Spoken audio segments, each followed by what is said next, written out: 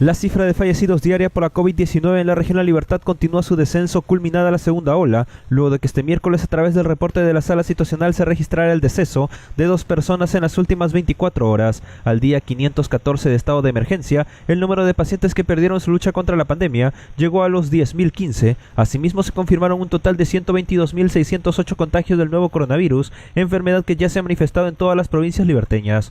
Afortunadamente, el número de recuperados ya superó los 112.000, aunque es preciso recalcar la importancia de no bajar la guardia en vista de que 182 personas se encuentran hospitalizadas, mientras 7 vienen acatando aislamiento domiciliario a fin de frenar la propagación del virus. La provincia de Trujillo es la que concentra la mayor cantidad de contagios por la COVID-19, con un total de 75.997 casos positivos, seguido de Pacasmayo con 8.292, Ascope con 7.149, Sánchez Carrión con 6.826, Chepén con 6.754, Virú con 4.622 y Patas con 4.071.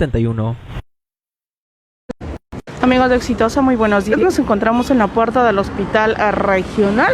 A esta hora de la mañana están llegando los familiares. Como podemos apreciar ahí, la enfermera está conversando con los familiares. Hay otras personas que están sentadas esperando su turno para poder entregar el medicamento correspondiente para su familiar que se encuentra internado. 3 personas recién están llegando para poder conversar con la doctora o la enfermera a cargo, que en realidad es la que sale para poder recepcionar los medicamentos para su paciente que se encuentra internado, ¿no? Es gratificante saber que hay pocos decesos. Hay que seguir cuidándonos, es lo que indicaba la epidemióloga Ana Burga, que había pues internados y que las personas que no se habían vacunado, en su mayoría eran las que estaban internadas. Entonces, en su momento no hay que tenerle miedo a vacunarse. Y los últimos casos de las personas que han sido internadas son personas que no han recibido ninguna dosis contra el COVID-19. Entonces, hay pocos ciudadanos que están también dentro del hospital y eso es positivo, así que hay que seguir cuidándonos y seguir las normas sanitarias. Y cuando llegue la vacuna no hay que tener temor a vacunarse, ¿no? Llegan los familiares en este punto, están esperando información, otros están desde temprano, como la señora por ejemplo está leyendo. Los familiares más allá están conversando, ¿no? Hemos apreciado como la enfermera estaba conversando con uno de los familiares. Y es importante, ¿no? En las últimas 72 horas han fallecido 4 personas en toda la región La Libertad. Entonces eso es positivo. Hay que seguir con las medidas sanitarias correspondientes para evitar que nuestros familiares se puedan contagiar.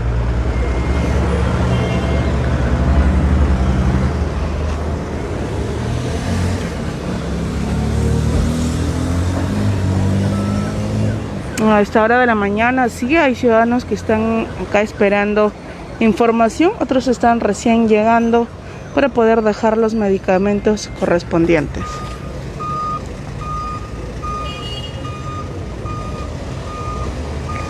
Ya es positivo de que haya pocos ciudadanos internados y también contagiados, ¿no? Porque en las últimas 72 horas 263 personas han salido positivo y 4 personas han fallecido. Entonces hay que seguir cuidándonos, hay que sobre todo cuidar a nuestros adultos mayores, que es importante, ¿no? Hay una hora correspondiente para que puedan venir a dejar sus medicamentos.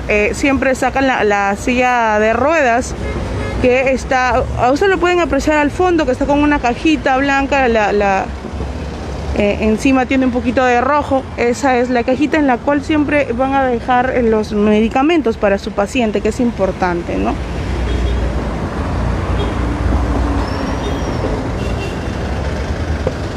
Y es positivo que estén descendiendo los casos de COVID-19 en la región La Libertad. Simplemente no hay que bajar la guardia para evitar que la variante Delta pueda llegar a la región, y recordemos que es altamente contagioso, entonces hay que seguir con los protocolos y de esta manera vamos a vencer el COVID-19 y que no se nos arrebate más familiares, ¿no? Porque muchas personas han perdido muchos familiares durante todo este tiempo y es importante cuidar a nuestros adultos mayores. El día de hoy sí hay ciudadanos que están esperando información de su paciente, y sobre todo noticias positivas, ¿no? En este caso la recuperación de su familiar que se encuentra internado.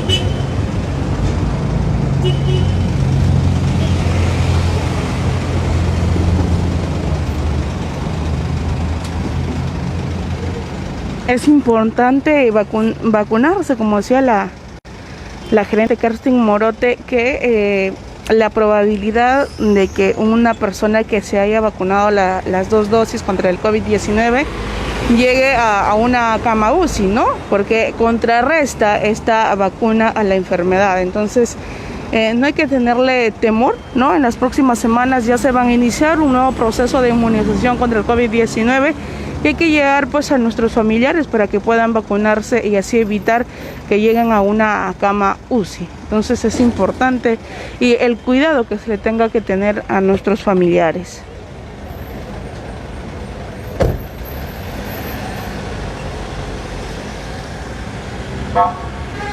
Los casos van descendiendo y eso es positivo porque parece que la población ha entendido el tema del cuidado a todos los seres queridos para evitar que lleguen a un hospital, ¿no? Entonces, como pueden ver, hay ciudadanos que están llegando a preguntar, otros están con la bolsita correspondiente para el medicamento y es el man de cada día de los ciudadanos que se encuentran internados. Son pocos los que están internados, eso es también positivo. Entonces hay que seguir cuidándonos y sobre todo el alcohol, no bajar la guardia, el alcohol, la mascarilla, el protector facial es importante para cuidar a nuestros adultos mayores. A nuestros niños, si vamos a sacar al parque, inclusive hay que sacarlos con su mascarillita, ¿no? Para evitar que se pueda contagiar. Recordemos que en toda la pandemia 10 menores de edad han fallecido. Entonces hay que ser conscientes también con el lavado de manos después de haber sacado al menor al parquecito para que pueda distraerse. Sí, es importante de que cuando anuncie por parte del gobierno regional los días para la vacunación contra el COVID-19 que puedan asistir y así de esta manera va a contrarrestar que no se puedan enfermar de gravedad, porque ojo, la vacuna también hay que aclarar esto, que no, o sea, te puedes contagiar, pero no vas a llegar a una cama UCI o te vas a contagiar y te va a dar un poco leve, ¿no? Entonces también hay que tenerlo claro eso, pero hay que llevar a nuestros familiares que sí se vacunen, porque la decía la epidemióloga Ana Burga del gobierno regional, que en su momento hay más, las personas que están internadas en el hospital regional son personas que no se han vacunado ninguna de las dosis y había pues pocas personas con la primera dosis que habían sido internadas. Por eso es positivo que se puedan a colocar la primera y la segunda dosis contra el COVID-19. Todos tenemos que poner de nuestra parte para poder contrarrestar esta enfermedad. Bueno, y hasta ahora sí, ¿no? Llegan los familiares, preguntan, les piden medicamentos, se retiran, otros llegan con la bolsita ya de medicamentos para poder entregar a la enfermera en un horario establecido para poder entregar y así hacerle presente a su familiar que se encuentra internado. Muy bien, amigos, este es el panorama del hospital regional a esta hora de la mañana. Nosotros nos vamos a conectar desde otro punto de la ciudad para todos ustedes. Exitosa Trujillo. ¿Qué tal, amigos de Exitosa? Muy buenos días. Nos encontramos en la avenida España, cuadra 1, muy cerca al establecimiento de Hidrandina, en el grifo Primax, como ustedes lo pueden observar en estos momentos, ¿no? Hoy, bueno, se está reportando el precio del GLP se sigue manteniendo sobre los 2 soles en estos establecimientos, ya que también hemos contrastado con otros grifos, bueno, en este caso en otras partes de la ciudad también, que estarían en este caso yendo sobre los 2 soles 19. ¿No? Digamos que lo puntual y lo importante que se debe resaltar aquí por tema de información es que el GLP en los establecimientos Primark ya viene superando los 2 soles en su quinta semana, casi quinta semana, ¿no? Según refiere el personal del establecimiento en el cual nos encontramos en estos momentos, ¿no? Como ya lo habíamos señalado en una transmisión anterior, es importante que los amigos del volante, o quizá algún ciudadano que tiene su carro particular y tiene conocimiento de algún grifo, establecimiento que pueda dar el GLP a un costo en este caso sea menor a los 2.19, es importante que participen, ¿no? Y que tal vez a través de la publicación o transmisión en vivo que nosotros realizamos, pues se pueda dar de conocimiento que el GLP de alguna manera se encuentra a un costo más reducido, reducido entre comillas en realidad, ¿no? Porque que ya sea de los 2.19, al parecer es un costo que va a quedar perenne, ya va a quedar establecido, sí, porque no hay en su quinta semana ninguna muestra de rebaja con respecto al GLP. Ustedes también podrán observar que en las imágenes el precio de la gasolina por galón, la gasolina de 90 tiene un costo de 15.09, la gasolina de 95 tiene un costo de 16.79 en este caso, y el GLP, como lo pueden observar, de 2.19. ¿No? Lamentable en realidad, amigos exitosos, porque no hay en este caso algún tipo de percepción que se pueda reducir el costo del GLP, ¿no? De todas maneras, nosotros en el transcurso del día y de mañana vamos a trasladar nosotros grifos también a buscar el contraste de alguna manera para que esto pueda ayudar al amigo del volante y pues de alguna u otra forma busque o encuentre una manera de ahorrar, ya que ellos son los que tienen más problemas en el tema del GLP, porque tienen que dividirse entre la taquilla, la canasta familiar, el GLP, algún tipo de ajuste que se debe hacer al vehículo. Es evidente que va a haber algún ajuste porque las pistas de Trujillo tampoco no están en la mejor manera que se quisiera o se buscaría que se encuentren, ¿no? Entonces, hace también algunos días hacíamos justo una encuesta de opinión a los amigos del volante sobre qué opinaban, en este caso, de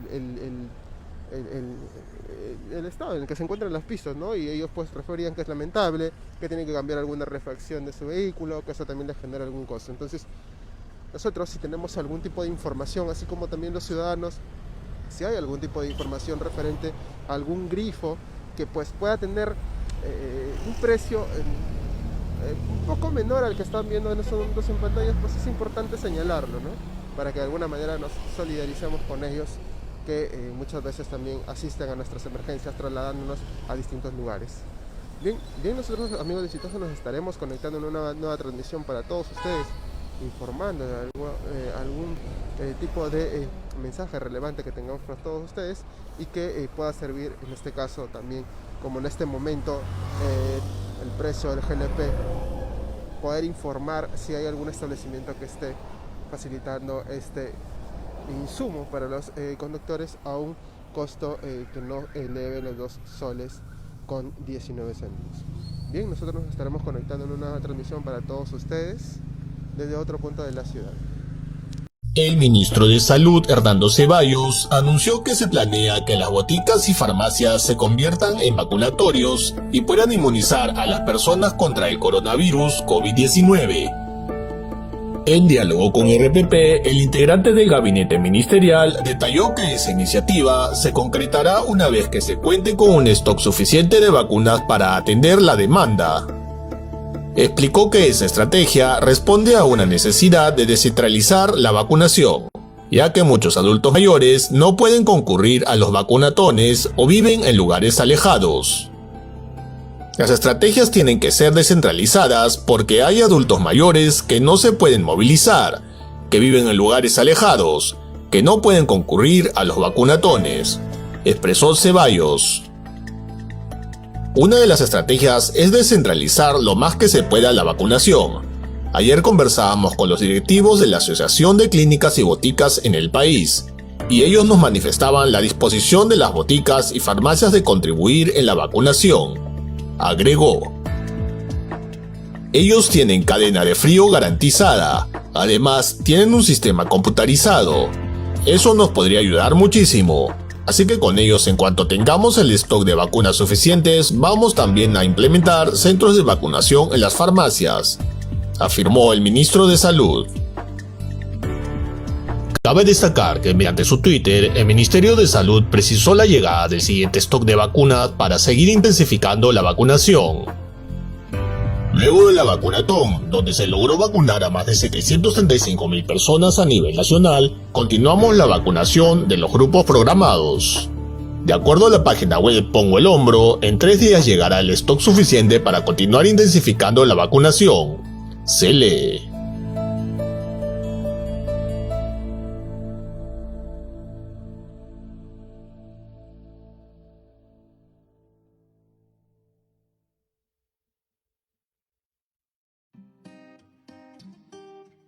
El Ministerio de Salud compartió el cronograma de la llegada de vacunas contra la COVID-19 confirmadas para el mes de agosto, lo que permitirá continuar con la inmunización a nivel nacional. A través de sus redes sociales, la entidad precisó que en 3 días llegará el stock suficiente para seguir intensificando la vacunación. Recordemos que del viernes 6 al domingo 8 de agosto se llevó a cabo la 4ª vacunatón en Lima y Callao, así como en 8 regiones priorizadas en jornadas de 60 y 36 horas ininterrumpidas. De acuerdo a las fechas confirmadas por el MINSA, este jueves 12 de agosto deben arribar 569.790 dosis de Pfizer, mientras que el sábado 14 llegarán 1 millón de vacunas de Sinopharm. Vendría 1 millón de vacunas Sinopharm el día 14. Es probable, según nos ha señalado las autoridades chinas, que venga un millón más 3 días después. Y antes de fin de mes llegarían 3 millones adicionales, es decir, llegarían 5 millones en total. Según el ministro de Salud, Hernando Ceballos, estaba previsto que el pasado 4 de agosto llegaran al Perú 1.000 dosis del laboratorio chino Sinopharm. Sin embargo, se produjo un retraso en su entrega. Hay un retraso en la llegada de las vacunas Sinopharm, nos han dicho las autoridades chinas. Esto se debe a que ha habido un rebrote en China del COVID por la variante Delta, y esto ha generado que las autoridades chinas por unos días contengan la salida de estos embarques. Y va a generar un retraso de 2 o 3 días en el inicio de esta campaña masiva de vacunatón en distintas partes del país. Pero no, de ninguna manera es que no tenemos vacunas, se sigue vacunando en el país, sobre todo con las segundas dosis. El 50% de empresas dedicadas a la industria del calzado en la región La Libertad han quebrado tras la pandemia. Una situación que se ha agudizado por el alza del dólar, lo que ha generado que, por ejemplo, el precio de los insumos químicos que usan para la fabricación de zapatos suba considerablemente. Exactamente, en los diversos procesos que tenemos, los productos químicos, la mayoría son importados y la importación se hace en base al dólar. Entonces, muchos de los productos han subido entre 50 al 100% de su precio. Entonces, realmente todo eso está afectando directamente a los costos de producción. Y definitivamente la gente que no está comprando muy poco, porque calzado muy poca gente compra, la mayoría pues está pensando en la sobrevivencia, en su alimentación. El presidente de la Cámara de Cuero y Calzado de La Libertad, Vladimir Larroca, refirió que por el momento su capacidad operativa está al 30%, por lo que reiteró su pedido de una salvaguarda provisional. Esa cifra de 4.000 a 4.500 fabricantes que han pasado a 1.000, 1.500, y de ellos el 70% está trabajando a una mínima capacidad, dice bastante. Prácticamente se han perdido más de 20.000 empleos, ¿no?, en nuestro sector. Una de las medidas que se ha pedido urgente y que, bueno, de alguna manera se ha escuchado tanto al ministro de Economía, Pedro Franque, y al ministro de Producción, Iván Quispe, que van a apoyar para que se aplique la salvaguarda provisional. Sería una medida realmente importante para poder frenar la importación, que estamos inundados de calzado importado, y favorecería para que se pueda reactivar el sector y podamos retomar la producción nacional. Gracias al presidente de la Cámara. Un sector golpeado duramente por la emergencia sanitaria de la COVID-19. Ahora, por el incremento de varios productos, no solo de la canasta básica familiar y otros materiales, la crisis podría empeorar.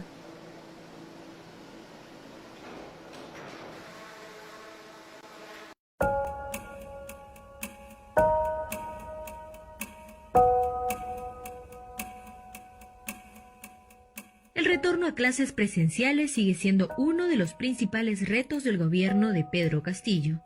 A inicios de julio de este año, y coincidiendo con el Día del Maestro, más de 185.000 docentes de zonas rurales fueron vacunados contra la COVID-19.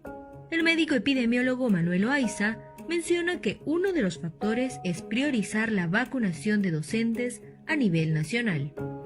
El ritmo de vacunación para docentes debería incrementarse o priorizarse dependiendo de la necesidad de clases presenciales en las escuelas. Se debería hacer una programación exclusiva para poder lograr cubrir por lo menos el 80% de la población de profesores y lograr un poco la inmunidad en este grupo especial. Para el neumólogo José Luis Cabrera, además de la vacunación de docentes, también se debe evaluar la vacunación a escolares mayores de 12 años. Esta estrategia de vacunación a partir de los 12 años todavía no es compartida en muchos países del mundo. El pionero en hacerlo fue Estados Unidos, también Reino Unido. En Perú ya está autorizado el uso de vacunación de emergencia a partir de los 12 años, de 12 a 18 años, pero por ahora solamente en una población adolescente o puber priorizada por algunas comorbilidades.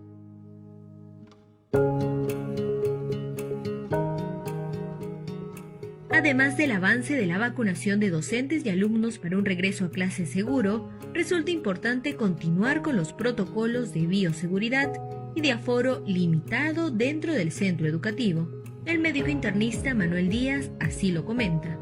Tiene que haber una reducción del aforo para seguir preservando, colocar más puntos de lavado de manos, con la finalidad de que esta medida de bioseguridad se puedan cumplir dentro de las aulas. También es importante de que un profesional de salud como una enfermera pueda estar haciendo monitoreo y medicina de prevención y promoción de salud. La clave está en una estrategia clara de protocolos sanitarios, logísticos y de personal que cuide de la salud de todos.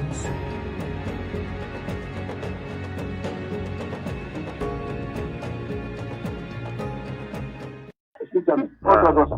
Para lo de para la actividad de Cusco, que escucha obviamente con balas. Puta, voy a ver, pero puta, yo te empecé a domicio, cabrón, puta malo. Voy a reunirme en la tarde. Movilízate a la gente.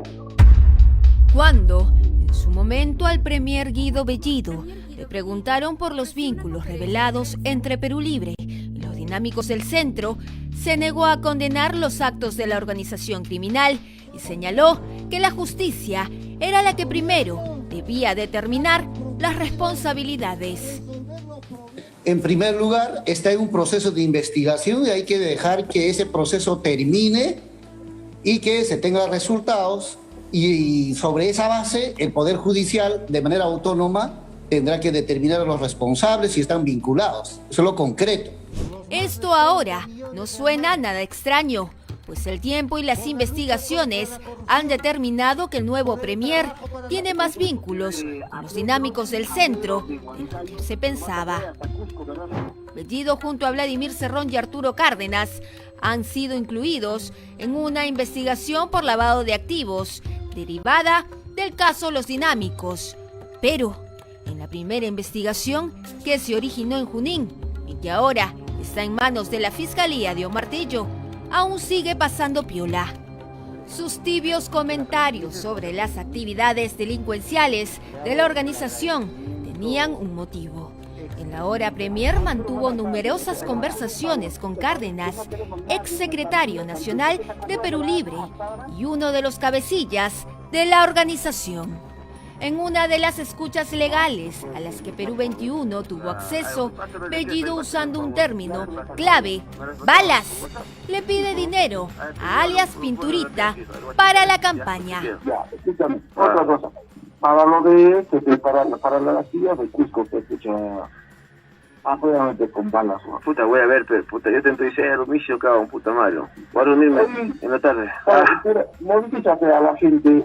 Algo que llama mucho la atención es la jerarquía que tenía Arturo Cárdenas sobre Bellido. En otra conversación se evidencia que el premier hace de mandadero y obediente, cumple con reservar habitaciones y hotel cerca al local de Perú Libre en Lima, para Cárdenas y el hermano de Vladimir Cerrón. Oye, hermano, un favor. Escucha, vas a ir, ahorita vas a llegar al local de partido, ¿cierto? Claro. Ya, un favor, hay un hotel ahí, a ver si me separas un cuarto. Yo voy a pagar 2 cuartos ahí para Valdemar. ¿Ya? Ahí al cosadito. El cosadito nomás me va a estar cerca, mi hermano. Ya, un favor. Ya, yo te voy a dar ahí, separas nomás. ¿Ya? Sí. Ya, camarada, un abrazo. Eso no es todo. En otra escucha, Cárdenas le pide ser el encargado de crear una sala virtual para Cerrón y dirigentes regionales del partido. Oye, hermano, un favor, créate una sala en el MIT. Hoy día a las 7 en punto de la noche tenemos reunión con todos los comités regionales de todo el país, hermano, con todos los secretarios regionales. Vamos a hacer una marcha para el día lunes 23 a nivel nacional, ¿ya? Pásame, créate una sala, pásame para yo postearlo ahí en los grupos de WhatsApp de los comités regionales. Ya, bacán. Ya, hoy día a las 7 de la noche, no te olvides, ¿ya? Vamos a tener reunión con todos, Vladimir te va a estar ahí en la reunión, ¿ya? Además, si el presidente Pedro Castillo necesitaba trasladarse en campaña, todos los detalles debían ser coordinados con Cárdenas, quien a su vez consultaba con Roger Nájar, polémico personaje que fue voceado como premier.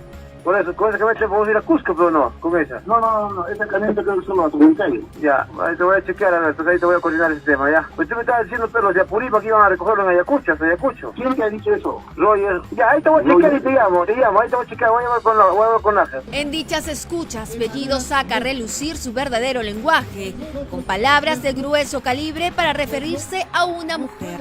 Arturo, buenas tardes. Arturo, un favor, ¿te parece que no tenemos nadie en el partido? Porque tú te cojudas de la ANA hasta ahora no tramita a los personeros de jugadores especiales. Y lo va a volver a cagar como la vez pasada la selección y después nadie tampoco le ha dicho nada de esa cojuda. O sea, no es la primera ni la segunda, es la tercera. ¿Qué está pensando? ¿Personeros? El problema es, mira, hermano, él es personero arroz y ella tiene que tramitar la acreditación de los personeros a nivel nacional a la acreditación especial. Ya. Sin lugar a dudas, tras revelarse estos audios y con el inicio de la investigación por lavado de activos, el premier Guido Bellido tendrá mucho que responder, y no solo ante la justicia, sino ante el pueblo que lo eligió congresista por Cusco.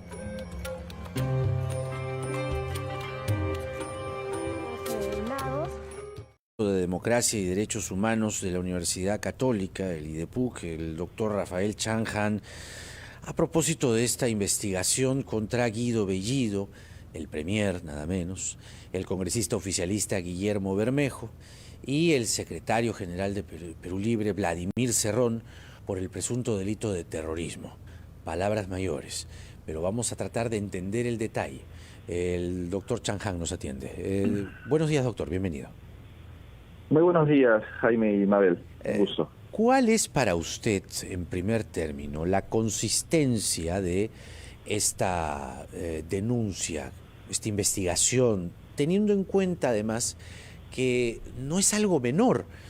Estamos hablando del premier de la República que enfrenta una investigación de este tipo, donde además está de por medio el poder que tiene, la relación que mantiene con los servicios de inteligencia de los institutos armados, por ejemplo, y detalles que no son menores. ¿Cuál es su punto de vista? Sí, bueno, hay que tener en cuenta, en primer lugar, de que estamos ante el inicio de unas diligencias preliminares, ¿no? Es la primera etapa en la cual ya nuestra Corte Suprema ha establecido que solo se requiere una sospecha simple, ¿no? Es decir, basta una sospecha simple de una noticia criminal para que se pueda iniciar por parte del Ministerio Público una investigación preliminar, ¿no? Definitivamente esto se ha basado, según se tiene conocimiento, a partir de una declaración que en una entrevista ha dado una persona que ha pertenecido antes a esta organización terrorista y que es un delator, ¿no? Yo creo que ese va a ser precisamente uno de los elementos fundamentales que tendrá que profundizar, indagar, en este caso el Ministerio Público, la Fiscalía Supraprovincial, ¿no? En Huánuco, en cooperación también con la DIRCOTE, ¿no? Hay que tener en cuenta aquí que la DIRCOTE va a tener una función especialmente importante en esta investigación, porque el fiscal ha decidido en esta disposición de inicio de diligencias preliminares que la DIRCOTE sea la que lleve a cabo los primeros actos de investigación, ¿no? Le ha derivado a la carpeta. Por lo tanto, allí yo creo que no solo estará esta declaración que pueda dar un testigo protegido, un colaborador eficaz, sino también otras declaraciones o colaboraciones eficaces que se puedan ir dando, ¿no? Y ir corroborando además lo que viene diciendo este tipo de personas que colaboran con la justicia, ¿no? Así que yo creo que sí es relevante. Doctor Chang Han, en un Estado de Derecho uno es inocente hasta que se demuestre lo contrario, ¿no? Y hasta que hay una sentencia firme, y para ello pasa bastante tiempo. Sin embargo, estamos hablando, en el caso de Guido Bellido, de la figura del primer ministro, ¿no? Que va sumando investigaciones, no solamente apología al terrorismo, lavado de activos, sino también ahora este presunto delito de terrorismo ya propiamente dicho. Es grave, sin duda, no es un ciudadano cualquiera. Como bien decía Jaime, pues él maneja una serie de instituciones que, desde el fajín que tiene colocado podría ejercer cierta presión. ¿Cuál es la gravedad del asunto desde su punto de vista? Claro, al involucrar a funcionarios públicos de alto rango, ¿no? Estamos hablando de presidente del Consejo de Ministros, a un congresista, ¿no? Sin duda que resulta preocupante, ¿no? Es algo que definitivamente va a tener que ser valorado por los órganos de administración de justicia, el Ministerio Público, la propia DIRCOTE. Ahora, hay que tener en cuenta aquí también de que existe una autonomía de los órganos jurisdiccionales, ¿no? Desde un punto de vista, si uno quiere decir político, puede tener un impacto, sí, ¿no? Eso evidentemente quedará también a valoración de lo que pueden hacer los actores políticos, ¿no? Lo que se espera es que la investigación no sea contaminada, ¿no? Eso es lo que definitivamente se debe evitar y asegurar además de parte del propio Estado de los órganos de justicia, ¿no? Entonces uno siempre tendrá esa preocupación que espera que no se pueda materializar, ¿no? Y esperemos que sea así. Sin embargo, esto, yo entiendo que usted se remite netamente al aspecto judicial, pero inclusive, y cuando habla de la autonomía de las instituciones, eso es sumamente importante, porque durante campaña, y no podemos evitar mezclar el asunto jurídico con el asunto político, en campaña se hablaba mucho del terruqueo, ¿no? Del terruqueo. Y ahora Vladimir Cerrón lo que dice es que esta es parte de una persecución política. ¿Hay indicios para pensar tal cosa? ¿Que el Ministerio Público está terruqueando a las autoridades? No, yo creo que esa es una afirmación seguramente que se hace desde el punto de vista personal, un mensaje de índole básicamente político, pero yo creo que el Ministerio Público aquí ha demostrado, no solo en este caso, sino en muchos otros, que se rige por un principio de objetividad e imparcialidad en sus investigaciones, ¿no? Yo creo que hacer ese tipo de afirmaciones que intentarían deslegitimar, ¿no? Investigaciones que buscan precisamente, ¿no?, dilucidar los hechos que tienen connotación delictiva, no le hacen bien a la democracia, ¿no? Yo creo que hay que confiar en las autoridades, más aún teniendo en cuenta datos objetivos y graves como los que se pueden conocer, ¿no?, hasta ahora. Pues yo creo que ahí todas las personas, y más aún cuando estamos hablando de altos funcionarios como de los que se están mencionando aquí, ¿no?, presidente del Consejo de Ministros, congresistas, son los primeros llamados que tendrían que someterse a las investigaciones y no más bien estar pues dando argumentos de defensa que más allá de la legalidad más bien suponen argumentos políticos, ¿no? Muy bien, el doctor Rafael Chang Han con nosotros, abogado penalista. Muchas gracias, doctor Chang Han. Ha sido un gusto poder conversar con usted y claro, es un hecho sin... Son presuntos integrantes de la banda criminal autodenominada Los Hackers de Villa del Mar, quienes fueron acusados de cobrar bonos que entregó el Estado a personas de bajos recursos económicos durante la pandemia por la COVID-19. Según la tesis fiscal, la banda criminal estaría liderada por Jean-Pierre Alonso Romero Peralta, conocido como Colorado. Este sujeto, junto a sus cómplices, habría suplantado la identidad de los beneficiarios del bono 380, Yo me quedo en casa y el bono independiente. Los colaboradores eficaces revelaron que reclutaba personas con rasgos físicos similares a los beneficiarios y con una máquina tipo horno imprimían las huellas digitales en silicona para que cobren el dinero en entidades financieras. Tenían acceso al RENIEC y al sistema de la Policía Nacional para hacer de las suyas. La banda criminal Los Hackers de Villa del Mar habría operado desde el 2016 y entre sus filas presuntamente tenía como colaborador a Víctor Raúl Vargas Becerra, un policía que trabajaba en la comisaría de Buenos Aires. Según las investigaciones, el agente armaba denuncias sobre presuntas sustracciones de dinero de cuentas bancarias para que la banda criminal cobre los seguros, otra modalidad que también aplicaban en el distrito de Huanchaco y 9 provincias de La Libertad.